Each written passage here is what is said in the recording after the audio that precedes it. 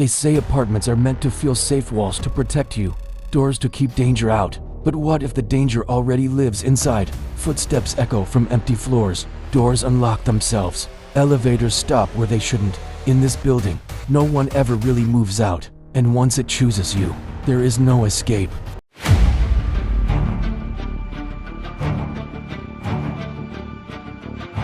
I moved into apartment 12A because it felt safe. That sounds ironic now, but at the time, safety was all I cared about. The building was new, clean, and quiet. The doors were solid, the locks modern, the kind that beeped when they clicked shut. I told myself nothing could go wrong here. The first morning, I woke up late for work. As I rushed out, I noticed my front door was unlocked. I frowned. I clearly remembered locking it the night before. I even remembered the beep. Still, I shrugged it off. Everyone forgets sometimes. That night, I double-checked the lock. I pulled the handle. Locked. Beep. In the morning, it was unlocked again. I started keeping track. Every night, I locked the door. Every morning, it was open just a crack, like someone had gently tested it and left it that way on purpose. Nothing was missing. No signs of a break-in. My landlord suggested the lock might be faulty and promised to send maintenance. Maintenance came. They tested it. No issues. It's one of the best locks on the market, the man said. Once it's locked, it stays locked. That night, I couldn't sleep. I sat on my couch staring at the door, waiting. At exactly 3 a.m., the handle moved. Slowly, carefully, the door opened just enough to reveal darkness beyond. No footsteps, no shadow. I slammed the door shut and locked it again, my hands shaking. I stayed awake until sunrise. The next morning, the door was unlocked. That's when I bought the camera. I placed one in the hallway facing the door and another in the living room. If someone was entering, I would know. That night, I barely breathed.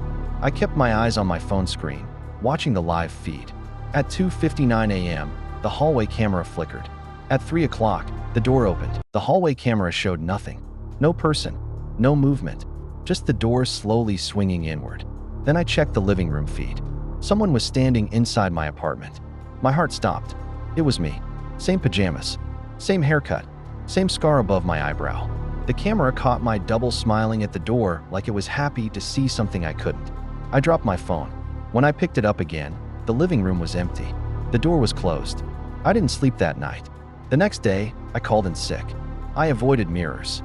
Every reflection felt wrong, like it was watching me back. I noticed small things out of place. My shoes turned the wrong way, a mug on the counter I didn't remember using. That night, I blocked the door with a chair, then another, then my couch. At 3 a.m., the living room camera turned on by itself. The feed showed the furniture sliding aside as if pushed by invisible hands.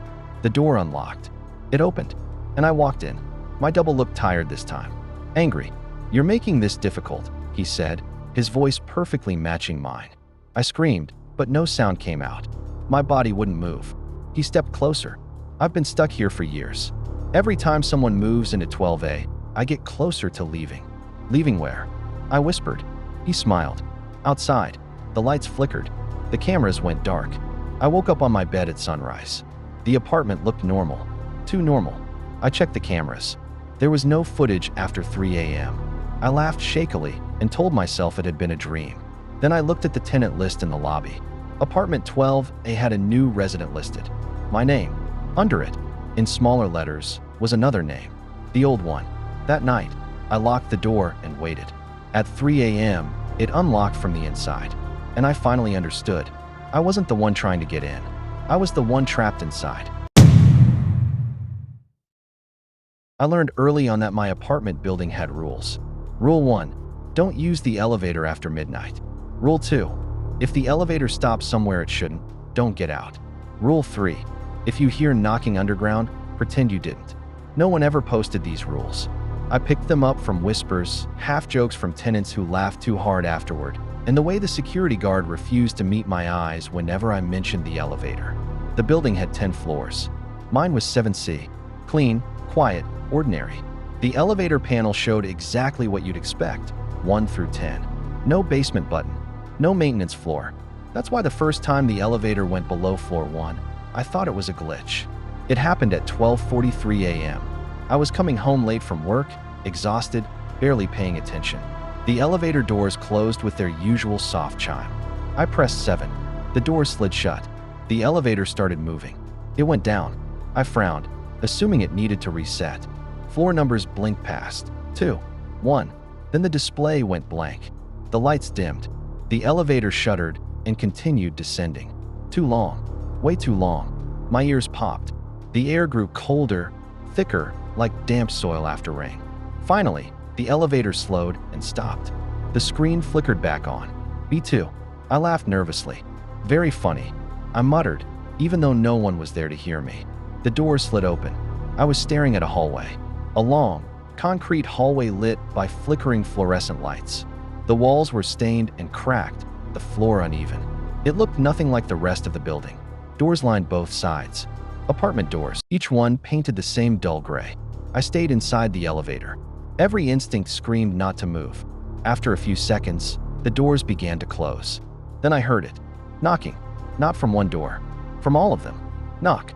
Knock. Knock. Perfectly in sync. The elevator doors slammed shut, and it shot upward violently, throwing me against the wall. When the doors finally opened again, I was back on floor 1. I ran out and didn't look back. The next day, I asked the security guard about B2. His face drained of color. "There's no basement," he said quickly. "But there's no basement," he repeated, louder this time. "If the elevator malfunctions again, take the stairs." That should have been the end of it. It wasn't. A week later, the elevator stopped at B2 again. This time, I wasn't alone. A woman stood beside me. Late 20s, tired eyes, grocery bags in her hands. When the screen flickered and showed B2, she frowned. "Is that new?" she asked. "No," I said too quickly. "Don't get out." The doors opened. The hallway looked worse than before. Darker, wetter, and the knocking had already started. Soft at first. "Please," a voice called from behind one of the doors. "We've been waiting." The woman took a step forward. I grabbed her arm. "Don't." She turned to me, annoyed. "It's probably storage or something." She stepped out. The knocking stopped. Every door creaked open at once. Inside each apartment stood a person. They were all staring at us, and every single one of them looked like someone I recognized. My mother, my old roommate, my high school teacher, my ex, and at the very end of the hallway, me. The woman screamed. Hands shot out from the open doors, grabbing her, dragging her into the darkness. The doors slammed shut all at once. The hallway lights went out. The elevator doors closed. I rode up alone. The next morning, I checked the tenant board. The woman's name was gone, like she'd never lived there. I started taking the stairs after that. 7 floors up, 7 floors down, every day. My legs burned. My lungs screamed. I didn't care, but the knocking followed me. At night, I heard it beneath my floor. Soft, patient. Sometimes I heard my name. Then one night, the fire alarm went off. Smoke filled the stairwell. People screamed. We were told to use the elevators. I tried to fight it, tried to stay behind, but the crowd pushed me in. As soon as the doors closed, the elevator went down. Past 1, past nothing, to B2. The doors opened wider than before. The hallway was crowded now, packed with people standing shoulder to shoulder, faces blank, eyes hollow. Every one of them was smiling. At the end of the hall, my double stepped forward. "You took my place," he said calmly. "It's only fair you stay." "Stay where?" I whispered. He pointed behind me. The elevator doors had vanished. There was only a door, an apartment door, labeled 7C. My apartment. Hands pressed against my back, guiding me forward. Not rough, gentle, like they were helping me home. The door opened. I stepped inside. The door closed behind me. Now, every night, I hear the elevator stop below floor 1, and I knock, waiting for someone else to take my place. I moved into apartment 3B because it was cheap and quiet. Too quiet, I later realized. The building was old, the kind where the hallway lights buzzed and the walls smelled damp no matter how much you cleaned. The landlord told me most tenants kept to themselves. That sounded perfect. I liked being alone. On my first night, I heard footsteps above me. Slow, careful, back and forth. I checked the ceiling. Apartment 4B. Someone lived there. The next morning, I asked the landlord about my upstairs neighbor. He frowned like I had said something strange. "No one's lived in 4B for years," he said. I laughed, thinking it was a joke. "Then who was walking around all night?" He didn't laugh back. Probably pipes, he muttered and walked away. That night, the footsteps returned. Louder this time.